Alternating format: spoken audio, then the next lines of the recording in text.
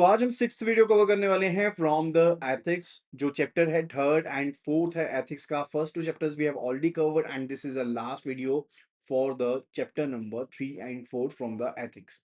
Make sure कि पिछली videos को जरूर गो थ्रू कर लेना, काफी इंपॉर्टेंट कंसेप्ट है और काफी ज्यादा इंपॉर्टेंट ये मॉड्यूल भी है principles and practices of banking की प्रिपरेशन के लिए। So definitely you should be going through the videos and अगर उनके पीडीएफ चाहिए तो सिंपली हमारी एप्लीकेशन डाउनलोड कर लो, वहां पर फ्री पीडीएफ आपको मिलने वाले हैं। चलिए आज का सेशन करते हैं start. And the question number 25 it says a bank employ miss Else Perry becomes aware of fraudulent activity within her department. ठीक है, तो उनको एक फ्रॉडुलेंट एक्टिविटी के बारे में पता लगता है जो उनके डिपार्टमेंट में हो रही है, that is causing financial loss to the bank and is detrimental to the depositors interest. She decided to file a complaint under the RBI's whistleblower scheme. Which of the following statement about her complaint accurate according to the schemes rule? तो scheme rule के according कौन सी चीज accurate है उसके बारे में हमने बताना है। She can submit the complaint anonymously to ensure maximum protection against retaliation, right. देखो ऑप्शन ए जो है यहाँ पर वो स्कीम बेसिकली क्या कहती है कि जो एनोनिमस कंप्लेंट्स होती हैं उनको हम डील नहीं करेंगे, राइट। तो एनोनिमिटी जो होती है वो नहीं होगी, राइट। सो जो चीजें आपकी करप्शन से रिलेटेड है, कंप्लेंट्स जिसमें करप्शन से रिलेटेड कंप्लेंट है, मिसयूज ऑफ ऑफिस से रिलेटेड है, क्रिमिनल ऑफेंसेस हैं, फ्रॉड है, एक्ट है जिसमें फाइनेंशियल लॉस हुआ, ऑपरेशनल रिस्क है, लॉस ऑफ रेपुटेशन है, राइट, उनके केस में आप एनोनिमस कंप्लेंट नहीं दायर कर सकते हो, राइट। कंप्लेनेंट की आइडेंटिटी को सीक्रेट रखा जाएगा आरबीआई के द्वारा, लेकिन वो प्रोवाइड करनी पड़ेगी, एनोनिमस कंप्लेंट नहीं हो सकती है। So option A is not correct. The scope of her complaint is valid as it covers a fraud and acts resulting in financial loss and risk to the depositor interest. Absolutely correct. Scope बिल्कुल genuine है, वो कर सकती हैं complete, no issues in that. Option B is correct over here, right. And option C says the scheme only covers employees, so if she were a customer her complaint would not be entertained. क्या ऐसा ही है? No, this is false. जो policy है वो wide open है, यानी कि wide open range of individuals के लिए ये ओपन है, सिर्फ और सिर्फ एम्प्लॉयज के लिए नहीं है. एम्प्लॉयज के लिए, स्टेक होल्डर्स के लिए, कस्टमर्स के लिए, एनजीओ के लिए, जो पब्लिक के मेंबर्स हैं उनके लिए वो कंप्लेंट को लॉन्च कर सकते हैं. Option C is not correct. Her complaint is only valid if it relates to violation of a Reserve Bank of India Act 1934 and not general fraud. This is not correct at all. क्योंकि broader scope है, ठीक है, single act के violations के ऊपर नहीं है, broader scope है. अगर आप आरबीआई एक्ट को नहीं करते वो भी इसमें कवर्ड है, लेकिन इसके अलावा बाकी सभी एरियाज भी इसमें कवर्ड है, like general fraud, corruption, misuse of office etcetera, everything is covered. Option D is not correct over here, ठीक है. तो ऑप्शन डी जो है यहाँ पर that is not the correct answer. Clear है ये पॉइंट? Kindly please confirm. यहां तक के पॉइंट क्लियर हो गए? Now let's move further toward the question number 26. It says an NBFC's outsourcing agreement with a technology vendor. NBFC का एक agreement है technology vendor के साथ, is being drafted to ensure the NBFC maintains control and can manage risks effectively. इस चीज को ensure करने के लिए कि NBFC जो है वो रिस्क को properly manage कर पाएगी, right.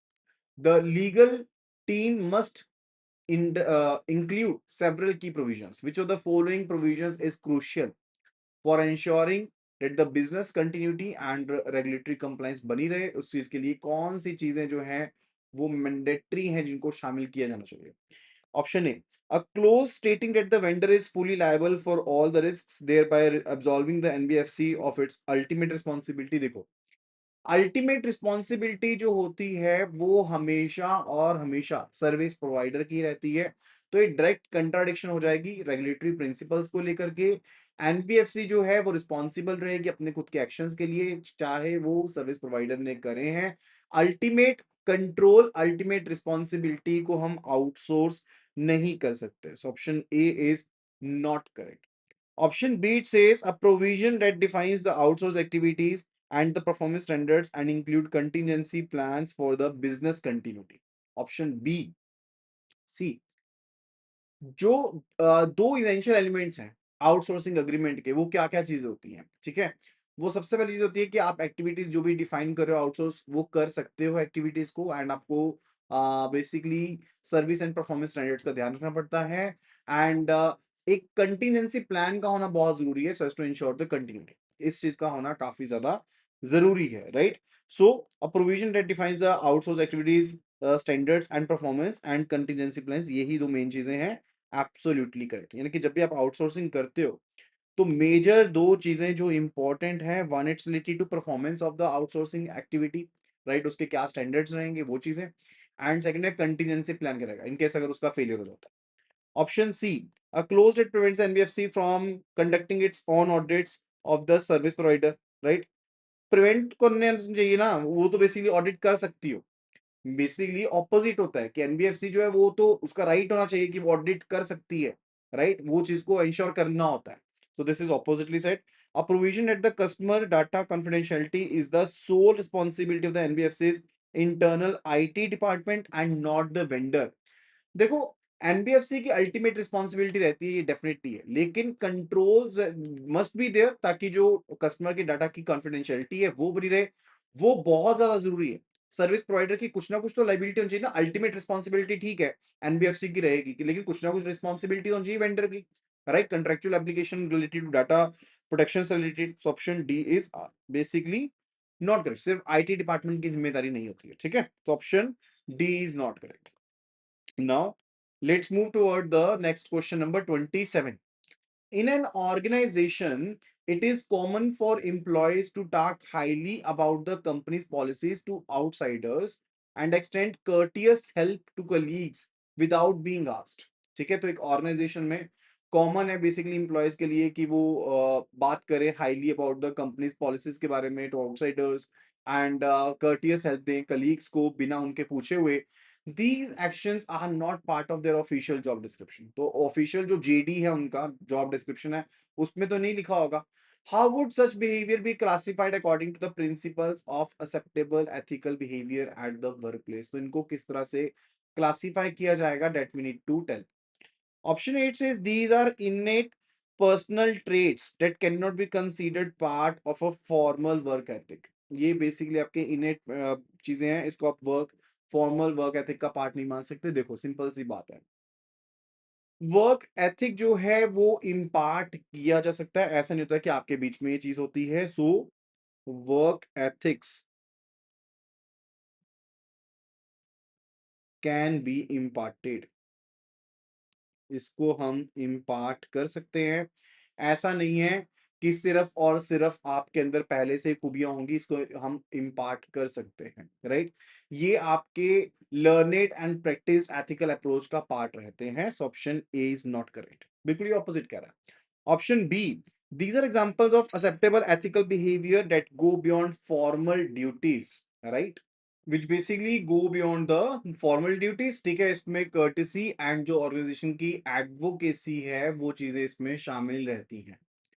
बिल्कुल सही है कि डिजायरेबल जो एथिकल बिहेवियर होता है उसमें कुछ एक चीज होती है, लाइक एक्सेप्टेबल एथिकल बिहेवियर अगर आप कह लो कि आप दूसरों की हेल्प करोगे या आप शिष्टता के साथ बात करोगे, ठीक है? आप अपने ऑर्गेनाइजेशन के बारे में अच्छा बोलोगे, उसकी पॉलिसीज के बारे में अच्छा बोलोगे, राइट? वो चीजें आपके एथिकल वर्क बिहेवियर से रिलेटेड ही होती हैं। आप हेल्प करते हो या फिर आप अच्छा बोलते हो अपने एम्प्लॉयज का, वो सब चीजें कवर्ड है। So definitely these are the examples of this, उसी चीज से रिलेटेड एग्जांपल्स हैं। ऑप्शन सी कहता है कि these are the minimal, these are considered as minimal professional requirement and do not count as exceptional ethical behaviour. कोई exceptional ethical behaviour नहीं है। देखो प्रोफेशनलिज्म जो होता है वो एक्सपेक्टेड होता है। इफ वी टॉक अबाउट, अगर हम एथिकल बिहेवियर में बात करें तो आप प्रोफेशनलिज्म के साथ बातचीत करोगे, वो चीज तो आपकी एक्सपेक्टेड है, दिस इज एक्सपेक्टेड कि भाई ये चीज तो होएगी हुई, राइट? एंड ये जो एक्शंस हैं कि आप एडवोकेसी कर रहे हो ऑर्गेनाइजेशन की या आप प्रोएक्टिव हेल्प कर रहे हो, राइट? ये आपकी पॉजिटिव एग्जांपल्स हैं कि आप एक्स्ट्रा ऑर्डिनरी कुछ एक अच्छा करने की कोशिश कर रहे हो। मिनिमम स्टैंडर्ड के बारे में तो डेफिनेटली नहीं है, तो option C is not correct. Option D it says कि these actions are only considered ethical if they are directly linked to an increase in sales और customer acquisition बढ़ जाए तो इसको ethical behavior मानोगे। देखो एथिकल बिहेवियर की अपनी खुद की वैल्यू होती है, अपनी खुद की साख होती है। एक पॉजिटिव कल्चर आप लेकर के आते हो, रेपुटेशन डेफिनेटली बेटर होती है। डायरेक्ट लिंक नहीं होता कि आपके फाइनेंशियल मैट्रिक्स सेल्स हो गया या फिर टर्नओवर बढ़ जाएगा, ऐसा कुछ नहीं होता, right? So option D is also not great, option B will be the correct answer. Now let's move toward the question number 28. It says the fair practices code for lenders includes specific guidelines on loan appraisal and the communication of terms and conditions to borrowers. Mr. Joe Root has applied for a business loan. Which of the following actions by the lender would be consistent with the code? कौन सी चीजों को consistent माना जाएगा code के साथ? Using a high margin and security stipulation as the primary method to assess the proposal, replacing the need for detailed due diligence on credit worthiness. देखो वो तो चीज गलत होगी. ये तो डिस्करेज करते हो आप कि ये नहीं है कि सिक्योरिटी के ऊपर डिपेंडेंट हो जाओ, मार्जिन के ऊपर डिपेंडेंट हो जाओ, ड्यू डिलिजेंस ना करो. वो तो चीज गलत हो जाएगी. सो this is not done. This is actually not done, right? ये चीज को तो हम अच्छा मानते भी नहीं है. Option B, deciding on the loan terms and conditions unilaterally and informing Mr. Root of the final non-negotiable terms. Is it correct? ये भी आपके जो प्रिंसिपल है, प्रिंसिपल ऑफ म्यूचुअल अग्रीमेंट, क्या होता है? एक प्रिंसिपल होता है that is said to be the principle of mutual agreement. ये उस चीज को वायलेट करता है. That basically violates the principle of mutual agreement, right? यानी कि जो टर्म्स ऑफ डेफिनेटली वो डिस्कस करनी चाहिए, उनके ऊपर दोनों को अग्री करना चाहिए. आप सिर्फ फोर्स नहीं कर सकते ना चीज को, या इम्पोज नहीं कर सकते यूनिलेटरली, वो तो चीज गलत हो जाएगी. So that is also not correct. Option C says providing mister Root with the copy of the loan agreement and other important documents only after the first disbursement has been made. अब disbursement अगर कर चुके होगे फिर क्या होएगा? इससे तो आपकी ट्रांसपेरेंसी नहीं रही. ट्रांसपेरेंसी में डेफिनेटली डिले हो गया, राइट? जबकि कोड कहता है कि भैया इंपॉर्टेंट डॉक्यूमेंट की जो भी कॉपी होती है ना, अग्रीमेंट हो गया, उसको प्रोवाइड करोगे. एंड ये टर्म्स जैसे ही आपने जैसे सेटल किया या कन्वे किए, साथ के साथ ये कन्वे होनी चाहिए. डिसबर्समेंट के बाद नहीं ये पहुंचाओगे टर्म्स उन तक. So option C is also not correct. ठीक है. Option D, conveying the terms and conditions of loan to mister Root and ensuring they are settled on a mutual agreement basis, absolutely correct. ये proper procedure है, ठीक है, according to the code, कि आप जो guidelines रहती हैं, terms and conditions रहती हैं, आप उनको कन्वे करोगे, एंश्योर करोगे कि वो म्यूचुअल अग्रीमेंट के बेसिस पर हो. So option D is the correct answer as per the fair practices code, right? तो फेयर प्रैक्टिसेस कोड के according this is the correct answer. Option D is the correct answer. चलिए अभी हम चलते हैं क्वेश्चन नंबर 29 के ऊपर. A senior bank executive mister Sachin Tendulkar. तो एक सीनियर बैंक एग्जेक्टिव है. He is found to have a personal financial interest in a company to which his bank is extending a large line of credit. तो scenario कुछ इस तरह से है कि यहाँ पर हैं सचिन तेंदुलकर जी, और ये जिस बैंक में काम कर रहे हैं, इस बैंक ने एक लाइन ऑफ क्रेडिट दी है एक कंपनी को जिसमें इनका इंटरेस्ट है. He is having interest in this company, right? He uses his influence to expedite the loan approval process, bypassing some standard due diligence checks. This action clearly benefits the company he is invested in. Which two major ethical qualities expected of a banker has he most seriously violated? तो कौन सी ethical जो qualities होती हैं उनको इन्होंने breach करा है, उसके बारे में बताना है. Transparency and duty mindedness. See, transparent तो ये नहीं है, ठीक है, क्योंकि इनका कन्फ्लिक्ट ऑफ इंटरेस्ट है. एंड ये बेसिकली फेल हो रहे हैं क्योंकि इन्होंने अपनी जो ड्यूटी है, right, basically he is Fehling in his duty. वो अपनी ड्यूटी में फेल हो रहे हैं.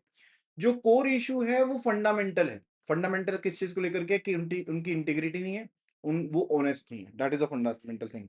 ये चीजें तो है ही है, ऐसा नहीं कि नहीं है, but this is not the core issue. This is not the core issue. The core issue is related to honesty and the integrity. वो honesty and integrity से related है, ठीक है. अब देखो जो एग्जेक्टिव का एक्शन है वो बेसिकली उनके कंफ्लिक्ट ऑफ इंटरेस्ट को रिप्रेजेंट कर रहा है, जो कि फंडामेंटल ब्रीच है ऑनेस्टी का, इंटीग्रिटी का. वो बैंक के बेस्ट इंटरेस्ट में काम ही नहीं कर रहे, लेकिन खुद के बेस्ट इंटरेस्ट में काम कर रहे हैं, जो कि डिसऑनेस्ट एक्ट है. एंड उसमें इंटीग्रिटी भी शोकेस नहीं हो रही है. So option B is the correct answer here. And what about the confidentiality and fair treatment? See, confidentiality यहाँ पर प्राइमरी इशू नहीं है, बिकॉज वो कोई इंफॉर्मेशन को लीक नहीं कर रहे, लेकिन वो अपनी पावर जो है उसका मिसयूज जरूर कर रहे हैं. सो अगर इस चीज के अकॉर्डिंग देखें तो डेफिनेटली ऑप्शन सी जो है वो तो आंसर नहीं है।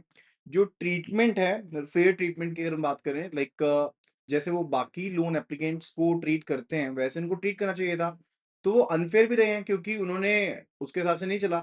तो ये चीज लेकिन जो है वो प्राइमरी कोज नहीं है, this is not the primary cause.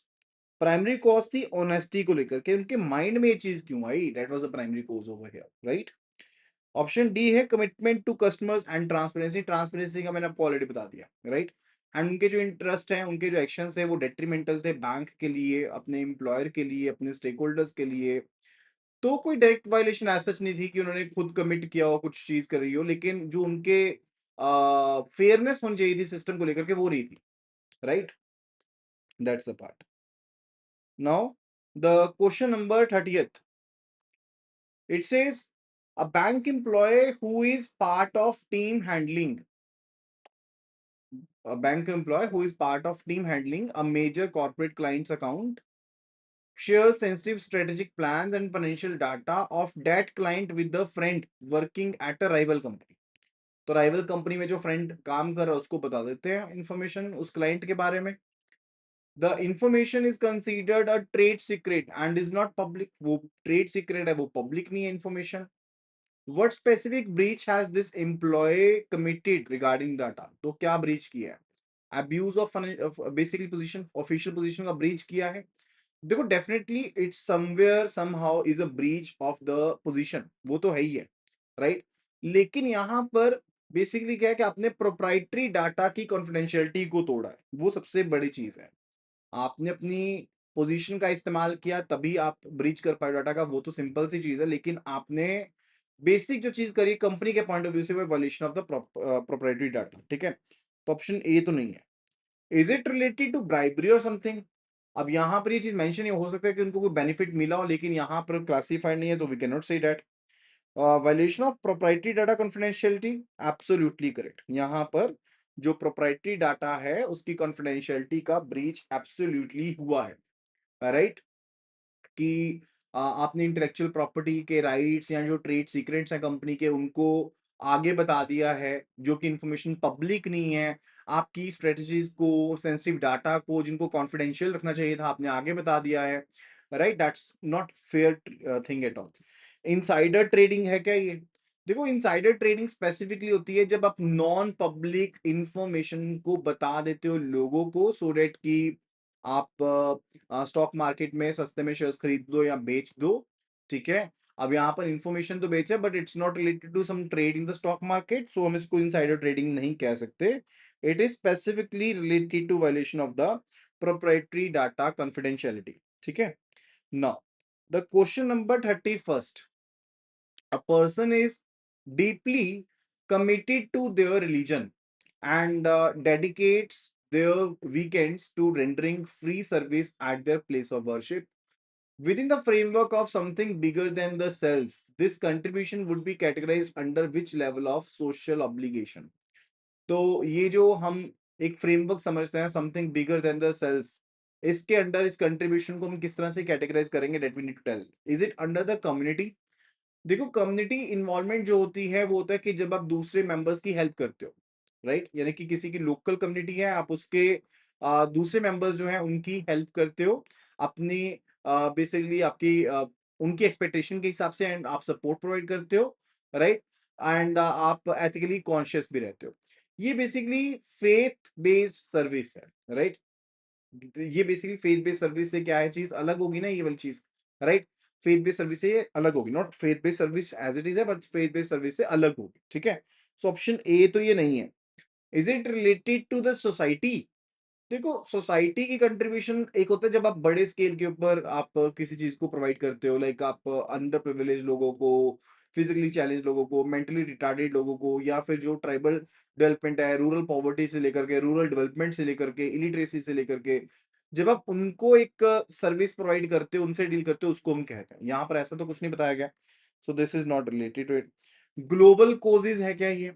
Global causes तो सबसे ब्रॉडेस्ट कैटेगरी है, यानी कि सबसे पहले आई आपकी ब्रॉडेस्ट कैटेगरी ग्लोबल वाली, फिर आ गई आप एक बड़ी की तादाद में, जैसे मैंने कह दिया कि आप अंडर पॉवर्टी वाले पर्सन से डील कर रहे हो, फिजिकली डिजेबल्ड लोगों से डील कर रहे हो, वो चीज आ गई। फिर होता है एक पर्टिकुलर आप कम्युनिटी से डील कर रहे हो, वो एक और ज्यादा थोड़ा सा कम ब्रॉडर चीज होगी, right?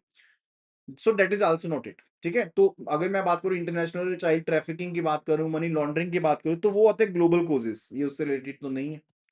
Option D, it's related to religion, right? It's related to religion, यानी कि वो पर्सन जिनका फेथ है एक पर्टिकुलर रिलीजन में, वो बेसिकली अपनी कुछ एक फ्री सर्विस देते हैं on their place of worship, ताकि वो अपनी खुद की चॉइस एंड कन्वीनियंस के हिसाब से हेल्प कर पाए। So definitely this is related to religion. So option D जो है, that is absolutely the correct answer है। Now let's move toward the question number 32. An NBFC is evaluating the risks of outsourcing its credit assessment function to a new unproven firm. The NBFC is concerned that this firm might perform inappropriate underwriting, leading to a higher rate of loan defaults. This specific concern relates to which type of outsourcing risk? कौन से outsourcing risk से ये relate करता है? Is it related to compliance risk? देखो, compliance risk relate करता है जब सर्विस प्रोवाइडर फेल हो जाए कि वो कानून के साथ, रेगुलेशंस के साथ कंप्लाई ना करे। ठीक है, so if you fail so as to comply with the rules, laws, regulations, उसको हम कंप्लायंस रिस्क कहते हैं। जैसे आपने मान लो कि कस्टमर की प्रिवेसी को ध्यान में नहीं रखा, या कंज्यूमर प्रोटेक्शन लॉज को फुलफिल नहीं करा। ठीक है, जो आप अंडर राइटिंग सही नहीं कर रहे हो, वो बेसिकली आपके कंप्लायंस की इंप्लीकेशंस तो है कि आपने कुछ ना कुछ गड़बड़ की होगी, राइट? लेकिन जो कोर रिस्क है that's related to quality of credit assessment, कि आप क्रेडिट असेसमेंट सही से नहीं कर रहे हो, उस चीज से रिलेटेड है। Not in general related to the compliance risk as such, क्योंकि यहाँ पर ऐसा बताने का कि आप रूल्स को फॉलो नहीं कर रहे हो। Option B it says reputation risk. Reputation risk होता है कि जब आप सर्विस क्वालिटी खराब देते हो, या फिर आपकी कस्टमर इंटरेक्शन सही नहीं है, वो एनबीएफसी के ब्रांड वैल्यू को कम कर सकती है। या फिर लेट्स से, डेफिनेटली ये चीज तो है कि अगर आप बहुत ज्यादा लोन खराब करे जा रहे हो, आपका एनपीए लेवल अगर इंक्रीज हो जाता है, तो अल्टीमेटली आपकी रेपुटेशन के ऊपर इम्पैक्ट तो पड़ेगा ही पड़ेगा। वो तो होएगी चीज, राइट? लेकिन वो तो कंसीक्वेंस हो जाएगा, right? So that's not the case related, option B is not the answer. Option C it says counter party risk. C, जहां पर इनअप्रोप्रिएट अंडरराइटिंग होती है या क्रेडिट असेसमेंट होती है, राइट, वहां पर ये काउंटर पार्टी रिस्क ये पैदा हो सकता है कि फर्म की अंडरराइटिंग क्वालिटी बेसिकली जो है वो कम हो रही है, अंडरराइटिंग क्वालिटी कम हो रही है। So it is a risk which is impose by counter party to you. It's a credit risk kind of thing कि जो आपको एक काउंटर पार्टी इम्पोज कर रही है, राइट? सो ऑप्शन, ये जो ऑप्शन है that's the correct answer. Option C is the correct answer. And what about the option D, exit strategy risk या एग्जिट रिस्क जिसको हम कहते हैं? देखो, एग्जिट स्ट्रेटेजी रिस्क होता है जब हम ओवर रिलाई कर जाते हैं किसी सिंगल फर्म के ऊपर, कि हम बेसिकली आउटसोर्स करिए एक्टिविटी एंड उसी के ऊपर डिपेंडेंट है, एंड अभी इन हाउस नहीं लेके आ सकते क्योंकि अब हमारे पास वो स्किल्स ही नहीं है, या फिर हमारा जो कॉन्ट्रैक्ट टर्म्स थी वो हमको प्रोहिबिट करती हैं कि ये चीज अब हम इन हाउस कर ही नहीं सकते। तो ये प्राइमरी कंसर्न नहीं बताया गया इस पर्टिकुलर पॉइंट पर। So option D is not the correct answer. तो option D यहाँ पर आंसर नहीं, answer is option C, that is a counterparty risk. Now let's move toward the question number 33. The senior leaders of a bank, including its CEO, Mr. Kane Williamson, are rarely seen by most employees. तो senior leaders हैं bank के, जिसमें CEO भी शामिल हैं, उनको ज्यादातर employees ने देखा नहीं है, जो कि अपनी ओपिनियंस बनाते हैं about the leaderships, who basically form their opinions from the leaderships ethical standards based on company wide communications and office grapevine, यानी कि ऑफिस में जो इनफॉर्मल सिस्टम चलता है, एंड जो बातचीत चलती है ऑफिस में, वहां पर बातचीत से जो चीजें समझ में आती हैं, उसके हिसाब से जो लोग हैं अपनी इमेज बनाते हैं, चाहे उन्होंने उनको देखा भी नहीं है, राइट? ये सिंपल सा फंडा है यहाँ पर, right? And further, for an ethical culture to effectively percolate down through the organization, what is the most critical factor concerning this leadership? ठीक है, तो अगर आप एथिकल कल्चर चाहते हैं कि वो परकोलेट करे ऑर्गेनाइजेशन में, ठीक है, सबसे ज्यादा जो क्रिटिकल फैक्टर होगा रिलेटेड टू दिस लीडरशिप वो क्या होने वाला है, that we need to answer. The leaders must personally know and interact with the majority of employees to build trust. कि जो लीडर्स हैं must personally know the leaders must personally know and interact with the majority of the employees। ठीक है, leaders जो है उनको जानना चाहिए, इंटरेक्ट करना चाहिए ताकि उनका ट्रस्ट बने। इज इट सो? देखो, एम्प्लॉयज का जरूरी नहीं होता कि आप पर्सनली सीनियर लीडर्स को जाने, तो पर्सनल इंटरेक्शन जो है वो कोई प्रिक्विजिट नहीं है। ठीक है, उनकी रेपुटेशन होती है जो वो मैटर करती है। जरूरी नहीं है कि वो आप अगर टाटा बिरला थे वो हर किसी से मिले ही हो, जरूरी नहीं है वो चीज। Option A is not correct. The leaders must develop a reputation for ethical leadership, which employees will then practice and becomes ethics ambassador for। बिल्कुल सही है। ये तो सेंट्रल आइडिया है इस चीज से रिलेटेड, बिल्कुल सही चीज है कि एथिकल कल्चर होता है जो सीनियर लीडरशिप से वो परकोलेट होता है। ठीक है, वो कैसे परकोलेट होगा? जब एक माउथ ऑफ वर्ड हो जाता है ना, या फिर टोन एट द टॉप हो जाएगी, राइट? अब एम्प्लॉयज की ओपिनियन होंगी, ठीक है, ओपिनियंस अपनी फॉर्म करेंगे इनडायरेक्टली। अगर एक पॉजिटिव रेपुटेशन है उनके एथिकल लीडरशिप को लेकर के, वो डेफिनेटली एम्प्लॉयज को इंस्पायर करेगी कि वो एथिक्स को लेकर के लेटर एंड स्पिरिट में, and definitely they will become the ethics ambassadors in on way. बातचीत करते हुए हर चीज को ध्यान में रखते हुए। Option B is the correct answer. Option B is the correct answer of yeah. Option C says the leaders must ensure that all the employees receive a copy of ethics manual. See, ethics manual की copy होना एक useful tool है, लेकिन सिर्फ एक copy पकड़ा देना ये नहीं होता कि आप उसको इंप्लीमेंट करेंगे। Option D, the leaders must focus on achieving high profitability as this is the ultimate sign of effective and ethical management. ठीक है, कि ऑप्शन डी कह रहा है कि लीडर्स जो है इनको फोकस करना चाहिए कि प्रॉफिटेबिलिटी को अचीव करना है। देखो, प्रायोरिटाइज करना बहुत ज्यादा जरूरी है कि आप प्रॉफिटेबिलिटी को भी प्रायोरिटाइज करें, एंड लेकिन हाई प्रॉफिटेबिलिटी जो है अगर आप अनएथिकल मीन से अचीव करते हो उससे तो कुछ भी नहीं बनेगा। वो तो आपके एथिकल कल्चर की धज्जियां उड़ा देगी, उससे तो बेसिकली सब चीजें खत्म हो जाएंगी, right? So option D is also not correct. Now the question number 34। A bank is preparing its annual financial statements and needs to ensure proper disclosure of transactions with its key management personnel and their relatives। Bank जो है वो prepare कर रहा है अपनी annual financial statements को, and उनको ensure करना है कि प्रॉपर डिस्क्लोजर दिए जाए, यानी कि जो भी ट्रांजेक्शन हुई हैं उसकी की मैनेजमेंट पर्सनल्स के एमपीज के साथ या उनके रिलेटिव्स के साथ उनको प्रॉपरली डिस्क्लोज किया जाए। अब इस रेगुलेटरी रिक्वायरमेंट को कंप्लाई करने के पॉइंट ऑफ व्यू से, ठीक है, from the reserve bank of India and the ICAI, which specific accounting standard must the bank be adhering to for reporting these transactions? कौन से अकाउंटिंग स्टैंडर्ड के साथ आपको करना पड़ेगा? अब देखो, मैं यहाँ पर सिंपल बताता हूँ। ऑप्शन सी जो है that is the correct answer. Otherwise आपको ना सिर्फ अकाउंटिंग स्टैंडर्ड दिए होंगे, this thing won't be given. ये जो चीज है ना साथ में, ये नहीं बताई जाएगी कि क्या क्या चीजें। सो ऑप्शन सी यहाँ पर जो है, वो तो करेक्ट आंसर है, right? Now let's move toward the question number 35। Question number 35 पर चलते हैं। An established professional after achieving personal and family familial stability decides to dedicate time and resources to tackle issues of rural unemployment and illiteracy in their region.